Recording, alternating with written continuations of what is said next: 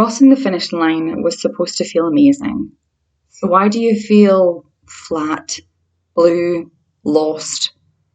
You trained for months, poured your heart into those long runs, crossed the finish line, and then nothing. That euphoric high everyone promised, MIA. Welcome to the post-race blues, my friend. And yes, it's normal. You're not broken. Your brain is just doing its thing. Hi, I'm Gillian, running mindset coach and host of Your Running Coach with GMacSpurr podcast. I help runners of all levels navigate the mental side of running, where the real battle happens. Today, we're getting brutally honest about the post-race slump and why it doesn't mean something's wrong with you. It means you're human. Okay, 5 truths, no lies. Let's get started. Truth number 1, the dopamine crash is brutal, but it's normal. Here's the truth your running buddies might not have told you. That finish line high doesn't last. For some, it'll stay for an hour, some a day. For others, maybe a couple of days. Your brain pumped you full of dopamine for weeks leading up to the race. Your long runs, your taper, your carb loading, they all triggered reward chemicals to keep you moving forward. After the race, poof, it's gone, it's happened. That big dream you were so focused on for months is now in the past. Your brain isn't sad because you failed. It's sad because the chemical reward pipeline just shut off.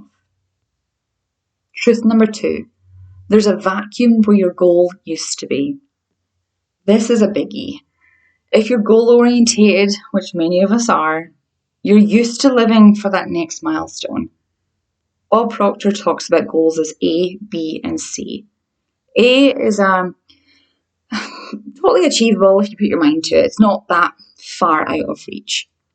A B goal is a bit more of a stretch, a bit further out there. You're likely to achieve it, but it will take some effort to get there. And a C goal is like a holy shitballs, I have no idea how I'm ever going to make this happen. It scares the shit out of me. I don't know how I'm going to achieve it.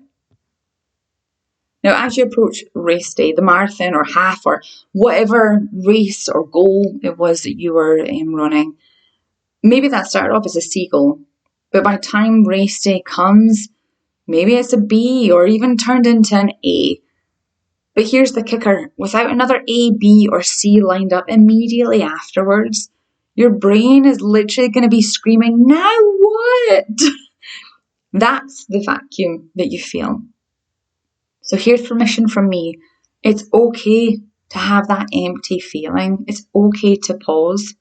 You don't need to force another goal immediately, but you do need to acknowledge that there is that gap there. Truth number 3, the post-race slump is a mirror. Now, this is a sticky one. You may not like me after this, but I promise you I'm saying it with love. The blues aren't punishment, they're a mirror. They show how much of your joy was tied to achievement rather than the act of running itself. They're showing where you might be too attached to outcomes, medals, or external validation. Look in the mirror and ask yourself, am I running for medals, PBs, or because I love running? No judgment, just reflection. Number 4, this is your permission slip to play.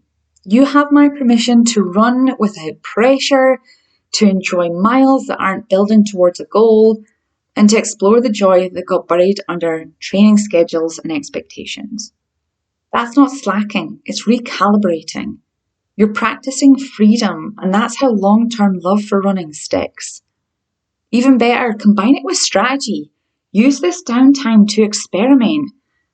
Play around with your pacing, your routes, run with friends, journal about mental wins you might have missed. You're not taking a break, you're leveling up mentally. Use this time. And truth number 5, you can rebuild excitement deliberately. So here's the final truth. Excitement doesn't just magically return. You create it.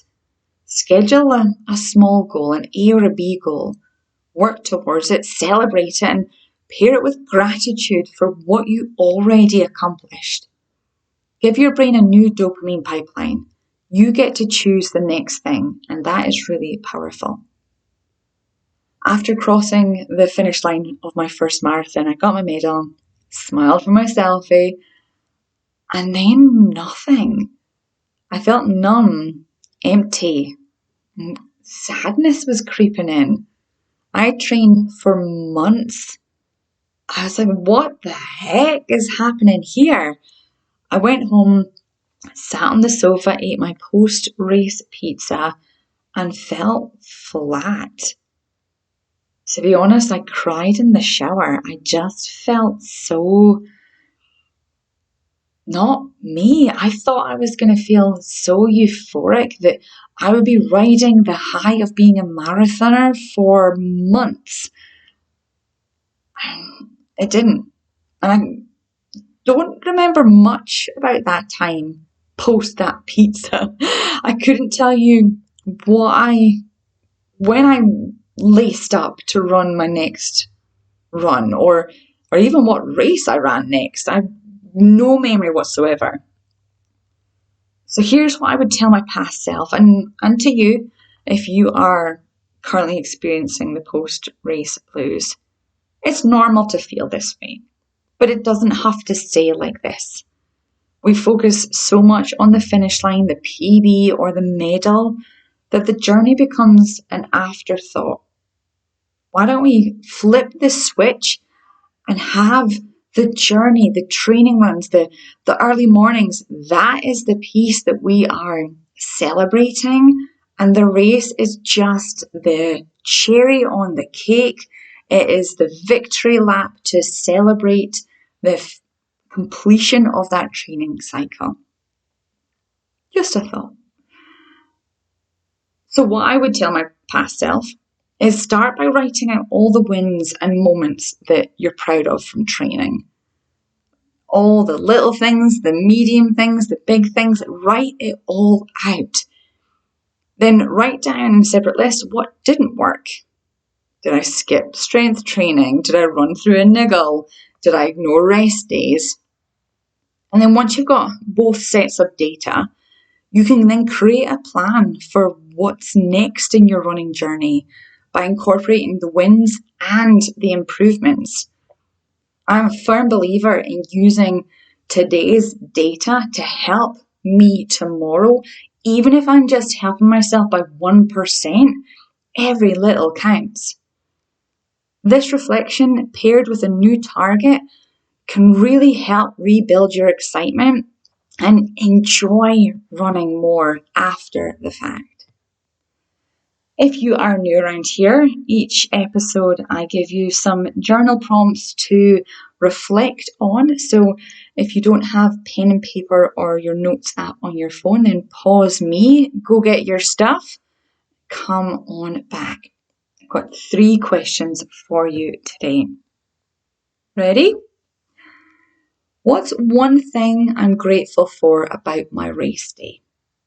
Now, I would encourage you to not take note of numbers. So don't write about your pace. Don't write about your finishing time. Nothing to do with any data that is on your watch. What are you grateful for? What was some thoughts, some feelings, some actions? Question number 2. What's the next thing I'm excited to work towards? Big or small? And you can use Bob Proctor's idea of the A, B, and C goals if you wish. What would you want to work towards? What excites you? Not just what you feel like you should do next, but what lights you up? Is there a race location that you're interested in? Is there a race that has all this really cool swag or a great route, or it's a charity that you're really passionate about? Take a little bit of time, do some research to find out what next thing you're most excited about. And then number 3, what mental or emotional lesson did I learn during training that I can carry forward? So kind of building on the improvement list that I mentioned previously. But what lessons do you want to bring forward? Now you can write these in your journal and forget about them, or you can bring them to your Running Coach Facebook community and share them there with other runners, or you can send me a DM on Instagram or Facebook at GMacSpurr Coaching and let me know any reflections, any aha moments. I'd love to hear what your thoughts are. And if you're struggling after a big race, you don't have to navigate it alone. Let's talk about your next running chapter, whether that's a new race, a mindset reset, or just reclaiming joy in your running. You can check out the show notes for ways to reach out. And remember, the post-race blues aren't a sign you've failed. They're a signal that you're human. And the best part, you get to choose what comes next. Thank you for listening. I hope this was helpful. Happy running and see you next week.